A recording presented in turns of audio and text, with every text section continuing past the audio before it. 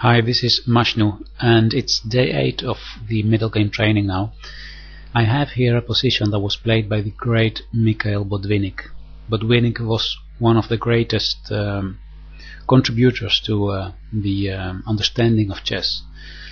A Soviet player who, well, we know his name also from the Botvinnik chess school, or the so-called Soviet chess school. That was in time of the Soviet Union the place where the biggest talented players were trained. Well,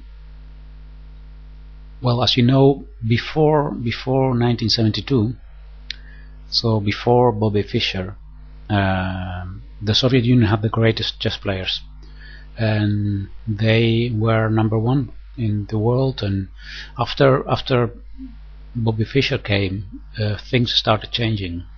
First world champion, American world champion Bobby Fischer, who defeated in 1972 Boris Spassky, made this change. And later, after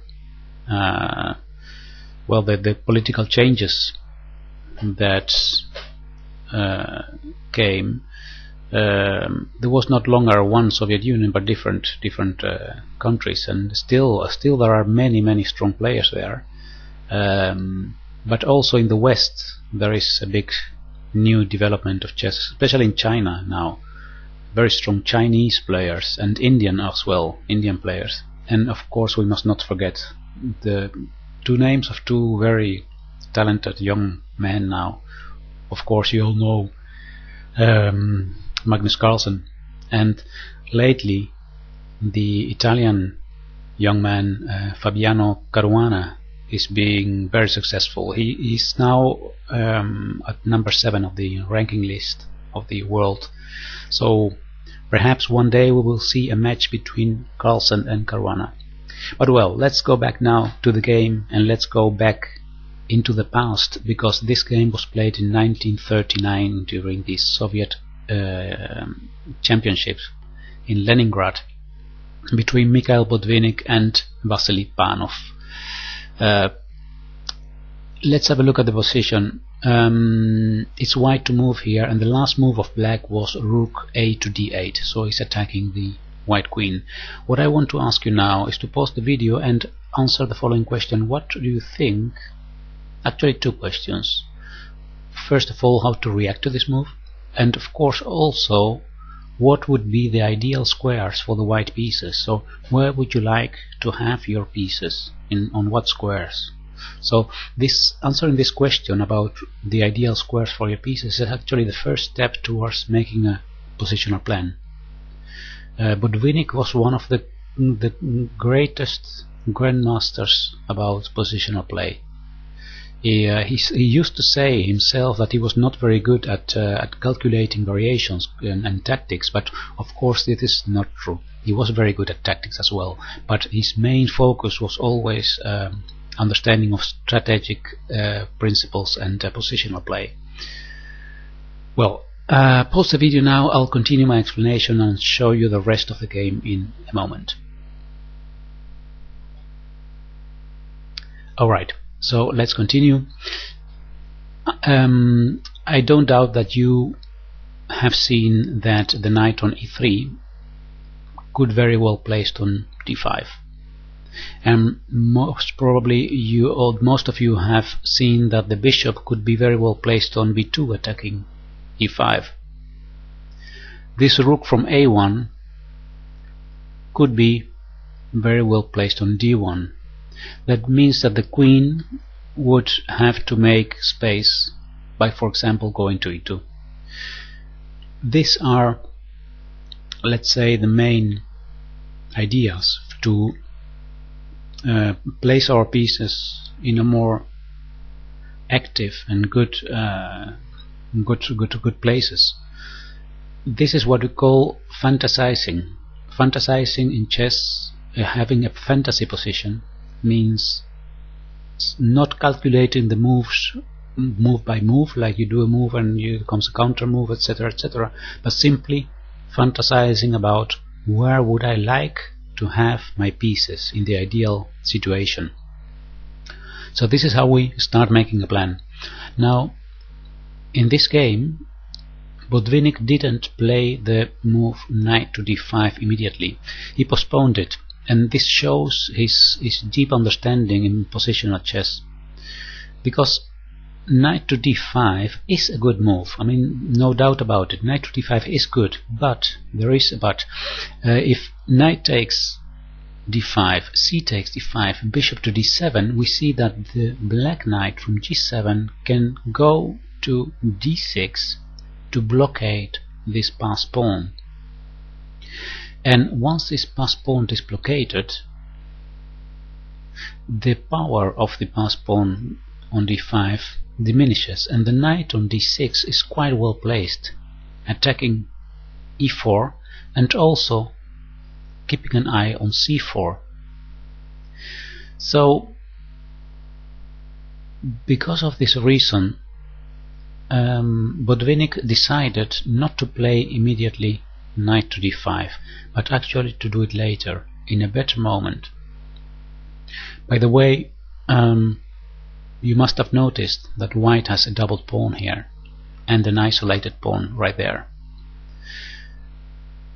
A very, very important thing to understand is that these rules that we learn when we are beginners, like a doubled pawn is a bad thing, is a weakness, are many times true, but not always. Actually, we could say that a weakness is only a weakness if your opponent can exploit it.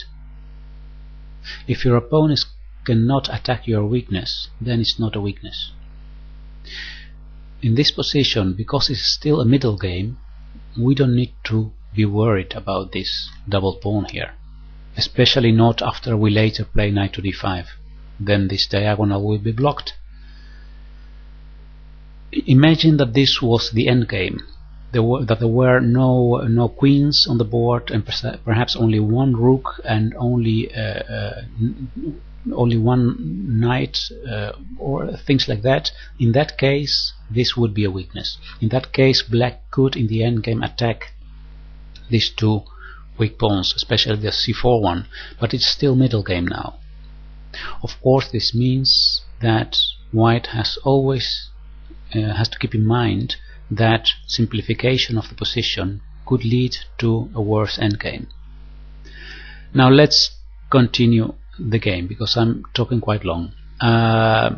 Queen to e2 was played by Botvinnik, knight to d7 by Panov, defending the two pawns c5 and e5, bishop to b2 attacking e5, and now f6 is played.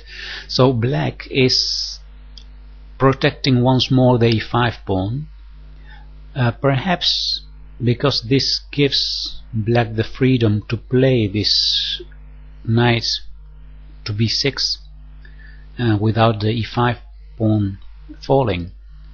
But what white does now is he keeps black busy with this e5 point. He plays the move f2, f4. So one more piece, putting more pressure on this e5 pawn. Black played rook d2 e8. So again, placing a rook on a possible defense. If later this bishop goes to f7, you will have two pieces more defending e5. Rook a to d1. So Botvinnik is following his simple and good strategical plan of placing his pieces on very active squares. Now Panov played the move b6. It supports c5, but on the other hand it takes away a square for the knight of black. So perhaps not the best move, b6. Let's see how the game continued. He played now Botvinnik rook to d2. The plan is now to place the rook from e1 to d1, so double up rooks on the d file, and after that play the knight to g4, because from there it will also be attacking the e5 pawn. and the doubled rooks here will be attacking d7. So this bishop on e6 will not be able to go to f7 that easily. Imagine for black it would be nice to move the bishop to f7, move this knight to e6, and then later perhaps to d4. d4 is the strong square for black's knight, but it's very difficult to get there, especially if white is trying to prevent it this way by putting more pressure on this d7 knight. Black decided here to diminish the pressure in the center by taking the pawn on f4. E takes f4, g takes f4 followed, and now he advanced his g pawn to g5. So black is taking some risks advancing these pawns and perhaps weakening his king's defenses. White took here on g5 and black took on g5 with the f pawn. As a result of this, the f file is opened,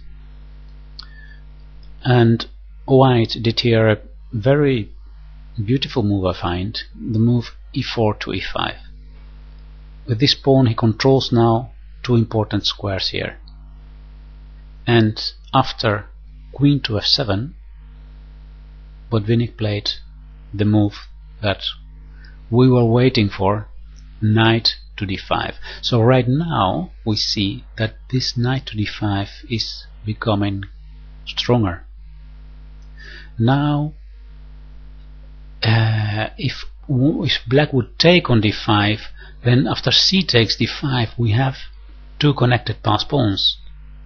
That means that knight to d5 right now is much stronger, because black cannot take on d5 without making his position so worse. So that means that this knight on d5 will stay there and stay a strong piece. Let's see how things continued. Knight to h5 was played now by black. This knight wants to go to f4 and wants to be traded for this g5 pawn. In the game this did happen, but it had consequences. Let's have a look. Rook to f1 was played now. So fighting for the open file. Knight to f4, queen to e4, queen to f5 by black. An important moment. Do we trade the queens or don't we trade queens? We always must ask ourselves what happens after trading. Queen takes f5. What if rook takes f5?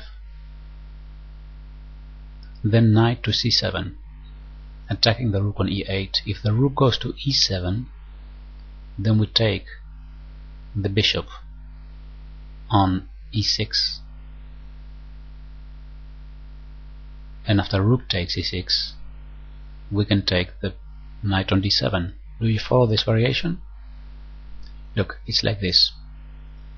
Queen takes f5, rook takes f5, knight c7, attacking the rook on e8. If rook to e7, then knight takes e6. Now knight takes e6 is not possible, because then the rook on f5 will be hanging. So rook takes e6 and then rook takes d7, and white has won a piece. So that means that after taking the queen, black is not allowed, well, let's say it's not good for black to take with the rook, but of course he can take with the bishop. This is what happened in the game. But after taking with the bishop, we see that white can take on f4, and after g takes f4, white centralizes his bishop by playing bishop to d5 check, and we suddenly see how weak the squares around the king are becoming. The two white bishops are directed towards this black king. So suddenly we are not in an endgame. No, we are still in a middle game here. Even if the queens are traded, this is still a middle game position.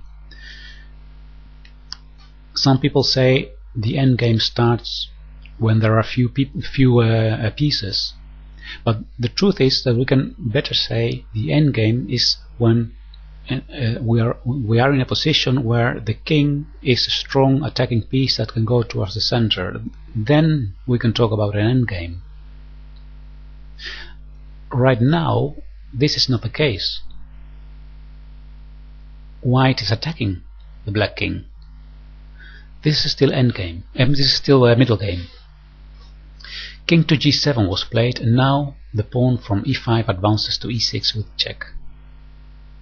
Attacking the knight on d7, so the only move is knight to f6. And now the rook from f1 takes the pawn on f4. Now you will agree with me that this position is so much better for white now. We have the passed pawn already on the 6th rank. We have a pair of bishops, an unsafe enemy king, and 2 rooks, and can be activated easily. Black doesn't have any attack, even if our king is a bit in open space.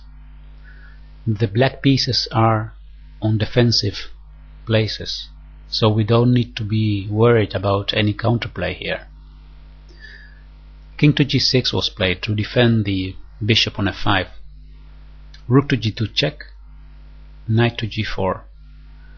And now comes a bit of tactics. White played here rook g takes g4 check,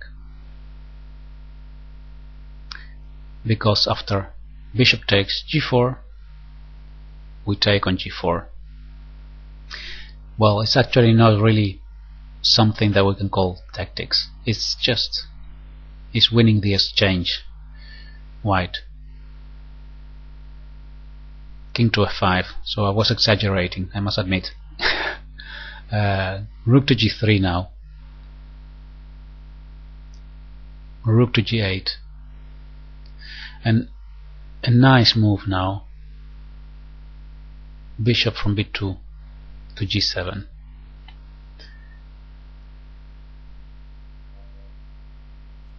What's the idea behind this move? Well, first of all, we threaten to move the pawn from e6 to e7, attacking the rook. So black will have to prevent this. He did by doing rook to e7, attacking our bishop, and now it would be a very primary reaction to move away this bishop, to move it back to b2 perhaps. But no, this is something that Botvinnik must have calculated. The next move is bishop to f8, and in this position black resigned, because if the move, I mean both rooks are attacked now. If he takes on g3 with check, then we simply take back. The rook on e7 is attacked, and if it moves, then we can play either bishop to d6, must be enough for a win, because these 2 bishops will support this advancing pawn, and we also can bring our king towards the center, wait for the right moment to use both bishops to help our pawn promote there. This is a matter of technique. Let's have a look now at the whole example again. I'll go back to the beginning of the example, right there. So this example is actually about the fact that weaknesses are only weaknesses when your opponent can attack them. So we don't need to be worried about this double pawn right now, although in the end game it could be eventually a weakness. And the other important thing in this example is that we are looking for the ideal squares for our pieces, and that's the main thing in middle game planning. Looking at the position, what is happening, what are the imbalances, what are the main ideas, and then try to fantasize where do we need to place our pieces.